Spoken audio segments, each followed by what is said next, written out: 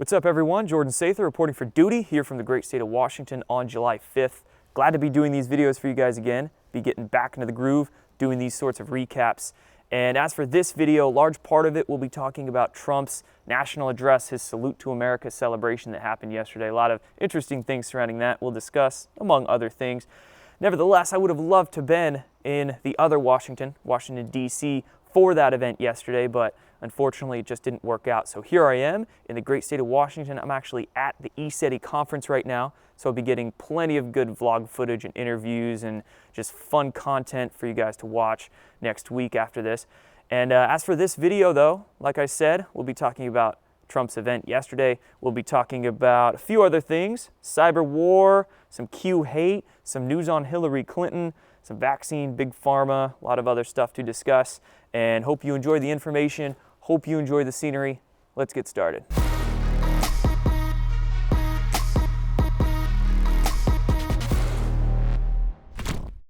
All right, guys, first of all, shout out to a sponsor of this channel, NOBLEGOLD Investments. They can help you invest your money into IRAs, avoid taxes that way, and precious metal IRAs too, which actually are a lot more beneficial in the long run than stock market-based IRAs and investments. And not just that, they recently released their new Q coin. They've been selling commemorative coins for quite a while at Trump Coin and some other presses, but they recently released their Q coin, and I love it. It's awesome. It's really cheap because it's pressed out of bronze, so it's not really expensive, and it's just a great way to commemorate QAnon. I mean, the massive, hugely profound QAnon that we've all been researching for the last year and a half or two. So go check out NOBLEGOLD and go check out that Great Awakening coin, that Q coin they just released. You can find all the links to their stuff down below. Next, I want to chat about a couple of articles that have been released in recent weeks. First of all, just want to shout out to David Wilcock putting me in his new blog, his Intel dump that he wrote. Quite a big article like he usually does. So neat article, go check it out. Again, links for a lot of this stuff will be below.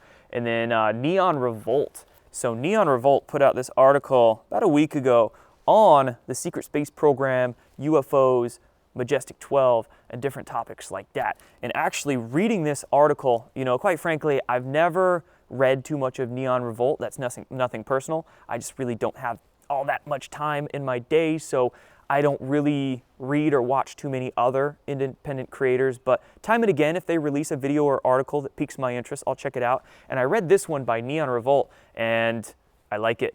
It was very good. I skimmed through it, and he was talking about the disinformation in ufology. He was talking about controlled opposition, et cetera, making some other really good points, talking about William Tompkins even, who I was the very last person to be able to interview. So good article here by Neon Revolt. Go check it out. I'll actually be doing basically a dedicated video to this article, dissecting the whole thing, probably early next week. So wait for that. Now, next topic. Let's get into talking about Trump's event yesterday, his Salute to America celebration, shebang, party he threw there in Washington, D.C. And a few things to discuss in regards to this one. First one, mainstream media didn't even want to show it. I saw this on Twitter yesterday from Breaking News Live, and they said that ABC, CBS, and NBC, and MSNBC, basically all the fake news three-letter networks, have announced that they will not air Trump's 4th of July parade. Do you want a failing media business? Because this is how you get a failing media business. It's not like I'm going to watch those channels anyway, but wanted to report on that for you guys. And next, how about some intriguing little details regarding aircraft? Trump saying aircraft, misspelling aircraft in tweets, and we know when he misspells in his tweets, they're not actually misspelling. So first, how about a few days ago, Trump was talking to news reporters there in the White House, and he said, we're going to have a great 4th of July in D.C., we're going to have planes overhead, the best fighter jets in the world, and some other fighter jets, some other aircraft. You know, the way he speaks is very double entendre sometimes, a lot of hidden meanings in what he says. This one intrigued me. Let's move on, talking about aircraft, some other things in regards to that. How about Trump's misspelling Air Force One as Aircraft One in a tweet? As Newsweek reports here, I hate Newsweek, but I'm just using them because their article has the headline, Aircraft One, Trump deletes 4th of July tweet, flubbing name of Air Force One. Now again, we know when Trump tweets a sort of misspelling or a flub, it's not a flub. So he is pointing us to the word aircraft. That's what he is doing here. Now, what did we see yesterday during that address, during the fireworks celebration, the whole day yesterday in regards to aircraft, or let's just say sky anomalies? Okay, well, one thing, during his address, he wasn't even 1 or 2 minutes into it, and he mentioned the Space Force. He mentioned putting man on Mars, actually saying it's happening, as if it's happening right now or already happened, right? And nevertheless, a lot of interesting things he was saying in regards to space in that speech. And then he goes and gives a good dedication to the military, to service members. Very honorable address there. It was good to watch. And I saw some photos circulating around Twitter about some mysterious lights seen in the sky during President Trump's address. In particular, I saw one photograph of the Washington Monument and the crowds around, and it looked like you can see lights in the top left and the top right of the screen. But I'm seeing information that these were possibly lens flares. So these could have been lens flares. I'm not totally sold on this particular photograph of being lights in the sky. So again, be careful. Be careful with who you follow and what you hear and what you proceed to share as well. Make sure you verify, go through all the steps of good analyzing, good decoding of the information. And then how about that Coast Guard call sign? So during Trump's speech, he went through a particular part of this speech. It was near the end where he would discuss each particular branch of the military, and then he would have fighter jets fly overhead from that branch. So he went through Air Force, Navy, Coast Guard, Army, et cetera, et cetera. Well, the Coast Guard aircraft that were flying overhead, it was the only craft that were actually publicized with their call signs. If I'm describing this coherently here, their call signs were the only ones that were publicly available. And the call sign to the Coast Guard aircraft that were flying overhead was Endgame 20. ENDGM 20, basically Endgame 20. And we all know there's been some really intriguing call signs on aircraft in the past, especially over the last year in regards to QAnon and the White Hats and the Alliance, etc. So Endgame 20 with the Coast Guard aircraft, huh? What a message that one is. I think that's what Trump was really alluding us to, really wanting us to take a look at when he was mentioning the aircraft and misspelling the word aircraft. Well, what call sign did we get from one of the aircraft? Endgame 20, huh? Endgame soon. I dig that. Now let's move on into a few other things. That's as much as I wanted to talk about in regards to the address and some sky anomalies and maybe some misinformation that some people may or may not be unwittingly sharing. So again, be careful. But nevertheless, I think we're going to see a lot of big disclosures in regards to UFOs and space programs and whatnot coming. Let's move on into Q. We had one intriguing article come from Rolling Stone yesterday. Of course, Rolling Stone. A lot of articles always come out about them attacking Q. Fake news media right there. And this was a totally weak hit piece. It took the angle of trying to attack QAnon based upon the whole JFK Jr. situation.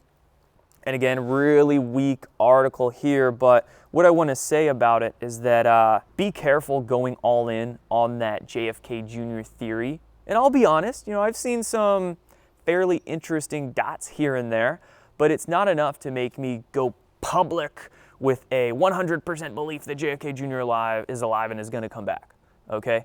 No, it's something that I'm keeping at arm's distance. Hey, if JFK Jr. faked his death and kept himself secret for a couple decades, cool. Would that frankly surprise me? Not really. But I'm not going to, based upon the, non-conclusive evidence that we have, conclude that he's alive and is going to come back, okay? And for those who are concluding it and being very public about it, it's just a dangerous thing to do. It's a dangerous thing to do because it gives the fake news media ammunition such as this to, shit all over the movement. So be very careful doing all that. You don't have to make every single thought or belief or theory of yours public. I definitely don't. Now moving on, how about that cyber war? Pretty much going on half this week. So on Tuesday, major websites and services across the internet went down. We had Cloudflare. It was Cloudflare that went down. If you research Cloudflare, one of the websites that uses Cloudflare to host is 8chan, of all places, 8chan. So Cloudflare going down, meaning people across the world didn't get access to 8chan. earlier in the week. And then Wednesday, the day after Cloudflare went down, we had Facebook and Instagram go down. So Instagram, WhatsApp, Facebook, all going down, all having issues.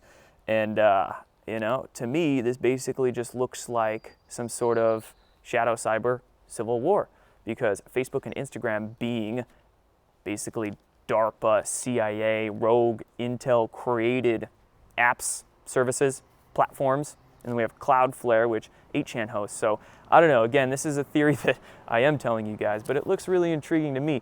And then I saw this tweet by the CIA, amazingly tongue-in-cheek, and we actually understand the deeper aspects of it all. It's intriguing. The CIA tweeted, "Yes, we are affected by the Instagram down too. No, we didn't cause it," they say. "And no, we can't fix yours." No, the CIA didn't cause it? Well, especially when you realize that, wow, that Facebook and Instagram are CIA. No, they wouldn't cause it. They wouldn't take down their own servers. Little do the mass public know about these sorts of connections though, but just interesting CIA tweet here, wanted to share with you. A couple other tweets, one from Jeb Bush. Jeb Bush tweeted yesterday morning, 5 a.m. sharp, this article from constitutioncenter.org. I'm not familiar with that website, but nevertheless, the headline of this article says, 3 presidents die on July 4th. Just a coincidence. If this isn't a message, I don't know what is. And what sort of sick message is this putting out on the 4th of July, talking about 3 presidents dying on the 4th of July? Yeah, all sorts of messages going back and forth between the alliance, between Trump, between the cabal, the deep staters. Had to make this one known because oh, that's not a tweet you want to make, especially if you're Jeb Bush on the 4th of July. And then Nate Kane, a tweet from Nate Kane here. Nate Kane is the Clinton Foundation whistleblower. If you remember him, very brave individual coming out. Thank you, Nate. And he tweeted yesterday, he's laughing his ass off right now because he got an email from FireEye. FireEye is a corporation, it looks like, that holds a cyber defense summit every year in Washington, D.C. And they made an announcement yesterday via email that an event, a conference they were going to hold in October where Hillary Clinton was supposed to speak. So Hillary Clinton was supposed to speak in October in D.C. at a public cyber defense event, was canceled. Hillary Clinton is no longer making that public appearance anymore. Wow, interesting, right? These folks, they don't want to be seen in public. They don't want to be walking down the streets with how awake and aware the public's becoming. So we still don't know why. It says in the email, due to unforeseen circumstance. Basically means she's either going to be in Gitmo, too scared to be in public. Who knows? But we can guess. Nevertheless, this is funny. This is funny. Also worth reporting on. And then 3 more things I want to share with you guys. A court to unseal 2,000 pages of Jeffrey Epstein-related documents. And this is in basically response to the Miami Herald. The Miami Herald has been a great newspaper pushing information out about Jeffrey Epstein really over the last year or two. I mean, quite a while. And this goes to show you that not all mainstream media is awful. There could be an organization or a journalist here and there that's been able to infiltrate into the mainstream media machine and start to do good work. So you don't want to throw all the babies out with the bathwater when it comes to the mainstream media. There's still some stuff you can learn in there from time to time. And again, there's still good work that they do from time to time, like the Miami Herald here, trying to release, trying to get out and push public knowledge of the Jeffrey Epstein case forward.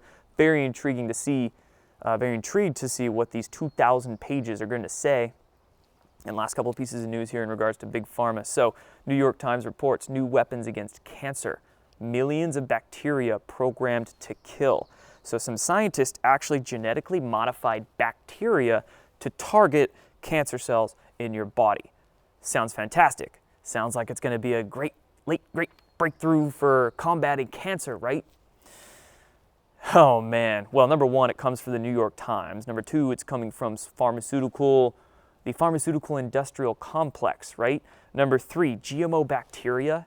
No, I don't want any genetically modified bacteria in my body. That just sounds like a disaster waiting to happen. And also, how about all of the other safe and effective and cheap cancer remedies out there?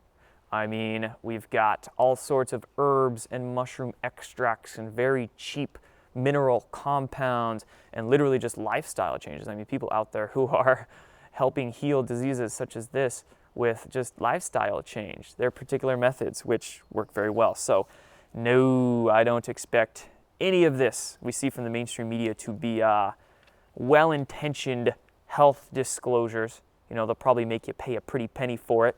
Patent this GMO bacteria. Oh, you want this fantastic new cancer cure? You're going to have to pay up the ass for it and go to this pharmaceutical corporation, and don't think about those cheap cures over there, right? And then lastly, vaccines. NBC News reports, gene mutation in the brain may be early clue to autism, study suggests. With this one, I mean, so many things I can break down in these various articles. With this one, number one, study suggests. We know how fabricated studies can be. We know that a huge amount of scientific studies across the board, and this is in any area of study, could be health, could be physics, could be history, etc., is fabricated. Studies are fabricated, so don't trust them. Secondly, gene mutation in the brain is early clue to autism.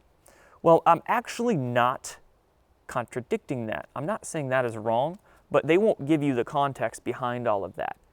What mainstream science tries to make you think these days is that we are a victim to our genes. There's nothing we can do about it, but that's actually not the case. When you look into the study of epigenetics, our genes actually change based upon many different factors, environmental factors, toxic factors.